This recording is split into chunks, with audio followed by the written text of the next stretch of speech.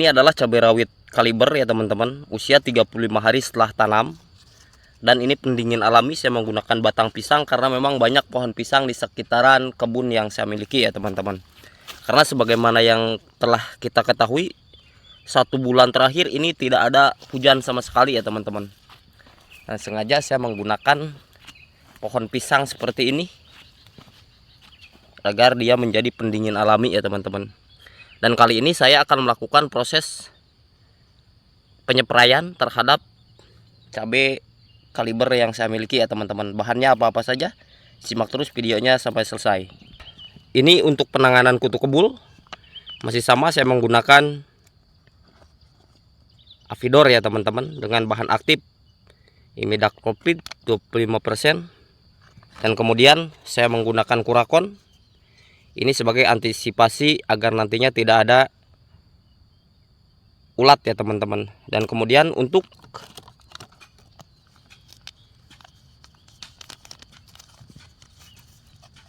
booster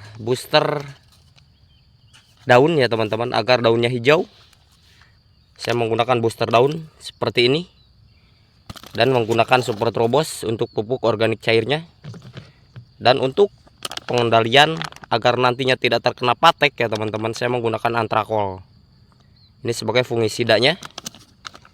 Dan untuk suplemen daun juga saya menggunakan Ultradap di usia cabai 35 hari setelah tanam ya teman-teman. Cabai rawit kaliber dengan populasi jumlah tanam 2200 populasi batang tanam ya teman-teman. Nah, sekarang kita ke dosisnya dulu ya teman-teman. Untuk dosis ini saya menggunakan jeligen 16 liter air, saya menggunakan 2 tutup ya. Dan untuk harga Kurakon ini adalah Rp36.000 di daerah saya teman-teman. Dan untuk Antrakolnya saya menggunakan 2 sendok makan per 16 liter air. Dan untuk booster daun seperti ini 1 saset saya gunakan 1 tangki ya teman-teman. 1 saset 1 tangki. Dan kemudian untuk Ultradapnya saya menggunakan 2 sendok makan. Dan untuk Super Trobosnya saya menggunakan 4 sendok makan ya teman-teman. Dan ini untuk KNO3 Prilnya ini saya tidak gunakan karena memang ini di fase generatif, sementara ini masih ke fase peralihan. Artinya fase generatif belum terjadi dan ini masih fase vegetatif menjelang fase pembungaan ya teman-teman. Ini populasinya seperti ini, sampai sana 2200 batang tanam ya teman-teman. Ya, di musim kemarau ini ya teman-teman, memang air sangat kurang sekali. Tidak ada air di daerah saya karena memang musim kemarau. Saya akan melakukan proses penggalian sumur pun di sini kira-kira habis sekitar 8 juta rupiah. Berikut memang tidak ada aliran listrik ya teman-teman, karena memang jauh aliran listriknya. Diperkirakan kalaupun saya menggunakan atau membuat sumur bor, itu diperkirakan habis sekitar 15 juta rupiahan ya teman-teman. Sampai akhirnya saya menggunakan trik lain, yaitu mensiasatinya dengan cara menggunakan batang pisang seperti ini ya. Sebelum kita melakukan proses penyepraian, saya review dulu ini proses batang pisangnya. Ini kurang lebih ya teman-teman. Jadi untuk batang pisangnya saya potong sekitar 2 jengkal ya teman-teman. Saya potong sekitar 2 jengkal, bisa teman-teman simak ya seperti ini. Ini sini sekitar 2 jengkal. Dan ini dia akan selalu basah, turun ya teman-teman. Air di sini turun, embun di sini turun, sehingga untuk pohon cabainya cenderung dia akan selalu basah ya teman-teman. Bisa teman-teman simak. Lembab, selalu lembab di bawahnya. Sehingga meskipun musim kemarau, trik ini, cara ini bisa teman-teman lakukan ya teman-teman. Dimanapun teman-teman berada, jika memang di sekitaran teman-teman, di kebun teman-teman banyak pohon pisang seperti ini. Ini pohon pisang yang saya miliki semua ya teman-teman. Jadi untuk batangnya kita bisa pergunakan sebagai tetes alami, drainase alami daripada cabai yang kita miliki.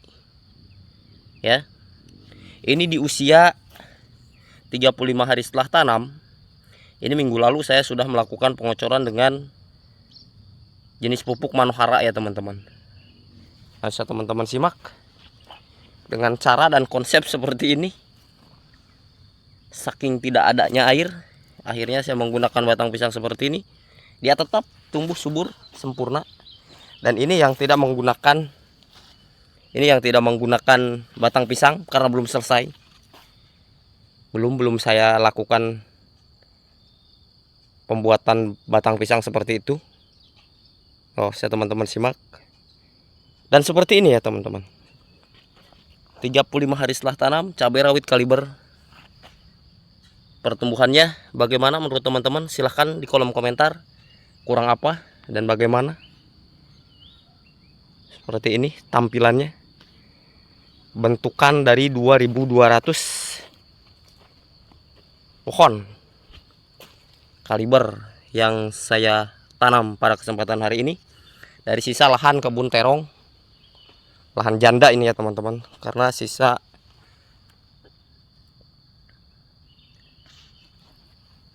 penanaman terong setelah finish baru saya menggunakan atau menanam cabai kaliber ya teman-teman. Ini tampilannya seperti ini ya.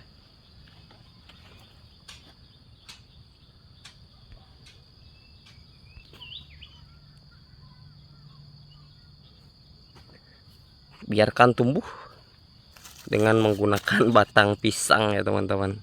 Selalu lembab, terjaga meskipun musim kemarau.